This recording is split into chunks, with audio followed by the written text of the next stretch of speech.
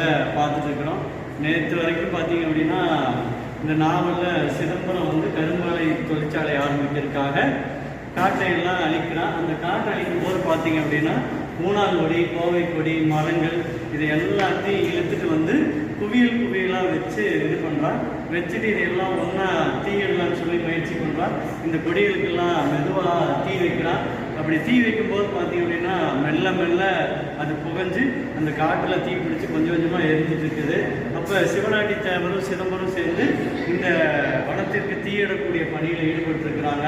அப்படி ஈடுபடும் போது பார்த்தீங்க அப்படின்னா மட்டைகளெல்லாம் தூக்கி போட்டு அந்த கொடிகளில் இருக்கும்போது அந்த வெப்பத்தில் வந்து பார்த்திங்கன்னா கடுமையான அனல் அடிக்குது.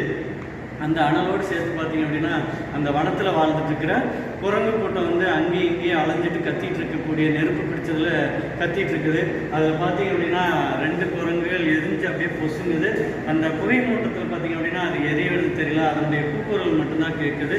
இப்படியே இவங்க தீ வச்சுட்டு வரும்போது பார்த்தீங்கன்னா இன்னொரு பக்கம் 2 அணில்கள் அந்த நெருப்பில் கொழுந்து விட்டு எரிஞ்சு அப்படியே கறிக்கடை ஆகுது. அதோட இவன் கால் மீதியில் பார்த்தீங்க அப்படின்னா ஒரு பாம்பும் படுது.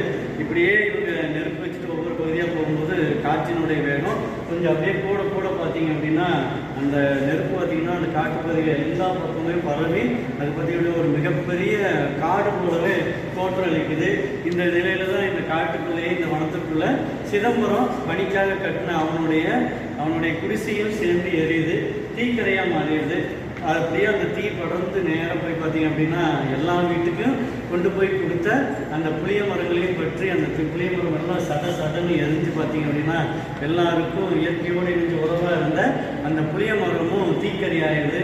அப்படியே போய் பார்த்தீங்க அப்படின்னா அந்த காடு ஏகமாக பரவிடுது.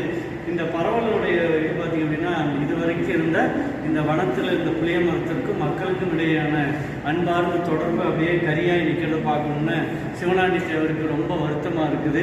ஏன் அப்படின்னா அவன் தான் இந்த புளிய மரங்களை எல்லாம் பார்த்துக்கிட்டு உலுக்கி ஒவ்வொன்றையும் தனித்தனியாக எடுத்து ஒவ்வொரு வீடுகளுக்கு கொடுத்து பணியை செஞ்சுட்டு இருந்தான். அவனுடைய கண்ணு முன்னாடியே இந்த வனத்தில் இந்த புளிய மரங்கள் அறியதை பார்க்குறப்ப அவருக்கு ரொம்ப சோகமாக இருக்குது.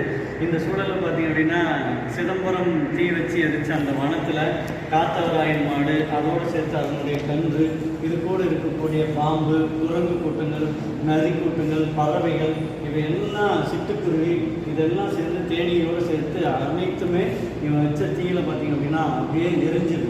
இதுக்கு முன்னாடி மிகப்பெரிய அடர்ந்த வனமாக இருந்த இந்த வனம் பார்த்தீங்க அப்படின்னா சிதம்பரம் வச்ச தீயினால் அவனுடைய லட்சிய கனவுனால இந்த நாவலில் இந்த இடத்துல இந்த மரங்கள் ஃபுல்லாக சேர்ந்து அழிஞ்சு அந்த வனமே பூரா மிகப்பெரிய கறிக்கட்டையான காடாக இருக்குது. இந்த சூழலில் பார்த்தீங்க அப்படின்னா சிதம்பரத்திற்கு ஒரு பக்கம் மகிழ்ச்சியாக இருந்தாலும் இந்த இயற்கை சார்ந்து நம்ம எரிச்சிட்டு இருக்கக்கூடிய உயிரினங்கள் எல்லாம் இறக்குது அப்படின்னு வருத்தப்படுறான்.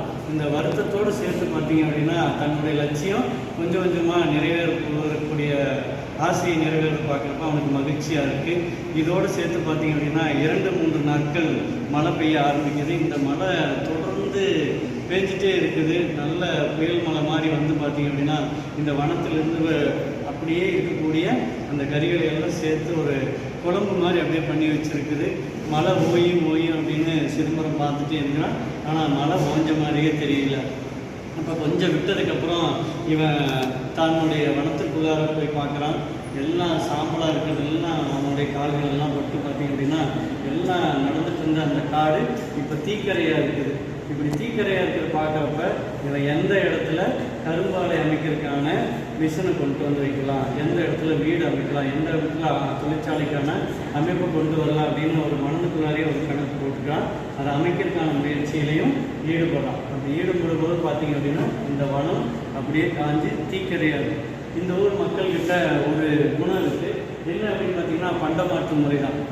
இலங்கையிலிருந்து வந்து தொழிற்சாலை ஆரம்பிக்கிறதுக்காக சிதம்பரம் பணத்தை கொண்டு வந்து எல்லாத்தையும் மாற்ற முயற்சி செய்கிறான்.